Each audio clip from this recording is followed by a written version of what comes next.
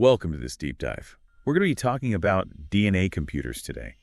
You sent in some really cool research on this, and I got to say, the future of computing is looking pretty wild. So we're diving into using actual DNA, the blueprint of life, to build computers that are potentially way faster and smaller and more efficient than anything we have today. Imagine computers operating more like living organisms, like mimicking the complexity of our cells.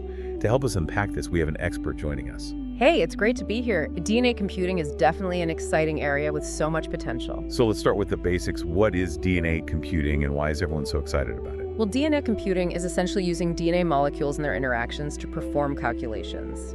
Think of it like this, your computer uses electricity to move ones and zeros around.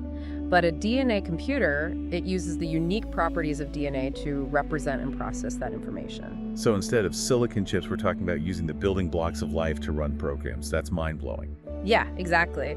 And one of the most exciting things about it is the storage capacity. A single gram of DNA can hold like 215 million gigabytes of data. That's more than all the movies and music and books ever created, and it's stored in something smaller than a sugar cube. Wait a minute, a gram of DNA can hold more than the entire internet. That's insane. Yeah, it really shows you just how dense the information in DNA is. And that's not even the only advantage. DNA computers could also be way faster than traditional computers because they can do a ton of calculations at the same time. We call that parallel processing. So instead of one processor, you have countless DNA strands working together. It's like having a supercomputer in your pocket. That's the idea. And since these calculations happen at a molecular level, they use way less energy. Imagine data centers that use a tiny fraction of the energy they do today. Wow, we're talking about a huge upgrade, storage speed, and efficiency. No wonder everyone's so excited about this. Okay, so let's get into this research that you sent in from ECS Central Science. Okay. It's about a big breakthrough in DNA computing. They've developed a method that's faster, and get this, it's rewritable, which is a huge step forward. This new method is so cool because it's basically inspired by nature. It mimics the way our bodies read DNA instructions, which happens sequentially and simultaneously across tons of different genes. So they're creating a programmable version of our biology in a test tube. That's a really good way to put it. They've designed DNA circuits with logic gates that can interact with DNA strands in a specific order to do calculations. And they've managed to do all of this in about 90 minutes in a single tube. I think everyone's probably wondering right now, how do you make DNA compute? We know DNA stores information, but how do you turn that into something that can actually run calculations? Well, it all starts with representing data using short DNA strands. They have specific sequences that stand for 0 and 1, just like in a traditional computer. Okay, so the DNA strands are like the data, what tells them what to do. That's where these logic gates come in. They're like special DNA molecules that act like instructions, and they perform operations on the data. One example is the OR gate, which is something we use in regular computing all the time. I vaguely remember logic gates from school. Can you remind us how an OR gate works in a DNA computer? Sure. So picture two input DNA strands, each representing either a 0 or a 1. If at least one of them represents a 1, the OR gate will output a DNA strand that also represents a 1. But if both inputs are 0, then the output will be 0. So the DNA is actually making decisions based on the information it's given. That's pretty amazing. It is. And to store the results of these computations, they use something called a DNA origami register. DNA origami. That sounds really cool. What is that? It's really amazing. Imagine taking a flat sheet of DNA and folding it up like origami into a 3D structure. This folded DNA acts as the memory unit and stores the results of each computation. So it's like a tiny folded file cabinet for DNA data. You could say that. Well, And to make the process even faster, they added an amplifier. It helps the DNA strands find each other and interact more quickly, which boosts the signal and speeds up those computations. okay, so we have data represented as DNA strands, logic gates acting as instructions, and a DNA origami register to store the results. It's like this microscopic assembly line where DNA is just zipping around and processing information. It's incredible. What makes this breakthrough so groundbreaking? Well, there are two key innovations. First, they moved the DNA origami register onto a solid glass surface, which means no more manual transfers between vials. And second, they made the register rewritable, just like the memory in our computers. So it's becoming more like a usable computer platform. Exactly. These innovations make DNA computing more scalable and bring us close to actually using it as a real alternative to silicon-based computers. I have a feeling this is just the beginning. What are some of the ways we could use this technology in the future? The possibilities are pretty mind-blowing. Imagine using DNA computers to simulate really complex biological processes, which could lead to all sorts of breakthroughs in drug discovery and personalized medicine. That's fascinating. I'm really interested in the potential for personalized medicine. Could you tell me more about that? Sure. Imagine a future where DNA computers can analyze your DNA and tailor treatments to your specific needs. It could lead to more effective and targeted therapies. Wow, so we're talking about DNA computers revolutionizing healthcare. That's definitely one possibility, and that's just one application. DNA computing could also lead to breakthroughs in materials, science, cryptography, and even data security. Imagine unbreakable encryption methods based on how complex biological systems are. So from healthcare to cybersecurity, it sounds like DNA computing could touch pretty much every part of our lives. Before we get too ahead of ourselves, let's take a closer look at how they achieved this breakthrough in speed and efficiency. Yeah, let's do that. There are some really clever ways they mimicked natural gene expression in this system. So as we mentioned before, one of the coolest things about this method is it mimics the sequential and simultaneous gene expression we see in living organisms. Yeah, you mentioned this before, but could you break down exactly how they recreated that in a test tube? Okay, well, think about how our bodies read DNA instructions. It happens in stages, you know.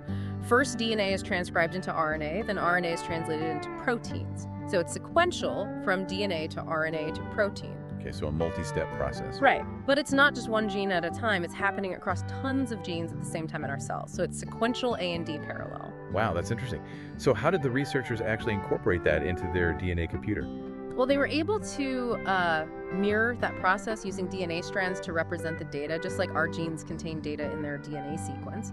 Then they designed these specific logic gates that could interact with these strands in a precise order, much like the steps of transcribing DNA to RNA and then translating it to protein. So these logic gates are kind of like the cellular machinery in our cells. That's a great analogy. And just like how a bunch of genes can be expressed at the same time in a cell, the researchers were able to perform multiple computations simultaneously using these DNA circuits. So they basically created like a mini programmable version of gene expression, all happening in that 90-minute time frame. It's like they captured the computational power of a cell and made it programmable. This is a big step forward.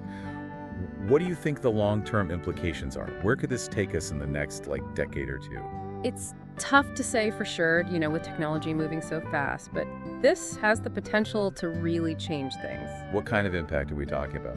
Well, imagine a world where computers aren't limited by silicon anymore. DNA computers, because they're so small and efficient, they could be integrated into pretty much anything. So instead of having devices, computers can be woven into our everyday lives. Exactly. DNA computers in our clothes, you know, monitoring our health, or in buildings managing energy consumption super efficiently. It's a future where technology is just seamlessly a part of our lives. Pretty amazing. But also makes me think of those sci-fi movies where computers take over. I get that it's super important to think about the ethics involved with powerful technologies. Yeah, good point. Those applications are incredible. But are there any downsides or risks we should be thinking about? I think one of the biggest challenges is misuse. You know, any powerful tech can be used for good or bad. Imagine the potential for surveillance or even manipulation if these things are everywhere. We definitely need to think about the ethical implications now. Yeah, for sure. It's not just making the tech work, but making sure it's used responsibly and ethically. We need open conversations and clear guidelines. Who should be involved in those conversations? Governments, scientists, ethicists? I think all of them. Yeah? It's going to take everyone working together to figure out how to use this tech for good. This is exciting, but also a little scary. Okay, so while we're on the topic of challenges, let's talk about the technical hurdles that still need to be overcome. We talked about how DNA computers are still kind of small and limited what needs to happen for them to become more powerful and more widespread. One of the big things is scalability right now. Building and programming these computers is complex and takes a lot of time. We need new tools and techniques to make these systems bigger and able to do more complex stuff. It's kind of like the old days of computing when only a few people knew how to program those giant machines. Yeah, kind of like that. We're still figuring out how to really use DNA's power. Are there any other major hurdles? Error correction is another big one. DNA is a biological molecule, and biological systems can make mistakes. Think about mutations in our own cells. Those can cause problems. So we need really good error correction for these computers to make sure they're reliable. So we need to make sure one little error doesn't mess up the whole thing. Exactly. And then there's the programming itself. we need to make it easier to program DNA computers. You shouldn't need a PhD to work with them. So it's not just the hardware, the software has to catch up too. Yeah, it's a lot of challenges, but people all over the world are working on it. It sounds like we're still a ways off from having DNA computers on our desks. Yeah, it's not going to happen overnight. But the progress we're making is pretty amazing. I'm sure we'll keep seeing new breakthroughs in the next few years. Okay, so we've talked about the potential of DNA computing, the ethical stuff, the technical hurdles. It seems like this tech is really going to shape the future. But before we wrap up, I want to leave our listeners with a question. Sounds good. If you think about it, DNA, the blueprint of life, can be used for computation. So it makes you wonder what other biological processes could be used for technology. It really does. I mean, we're just starting to understand how complex biology is. Who knows what we'll discover next? That's right. And if you can figure out how to tap into those processes, the possibilities are mind-blowing. We could see a future where tech and biology are completely intertwined, leading to crazy innovations. It's like we're exploring this giant new world, and DNA computing is just the first step. So to all our listeners out there, I encourage you to learn more about this stuff. Read the research, watch some documentaries, let your imagination run wild with the possibilities. Who knows? Maybe one day we'll all have DNA computers in our pockets powered by the same molecules that make us who we are. Thanks for joining us on this deep dive into DNA computing. It's been an incredible journey, and we're so excited to see where this technology goes next. Until next time, keep those brains buzzing and never stop exploring.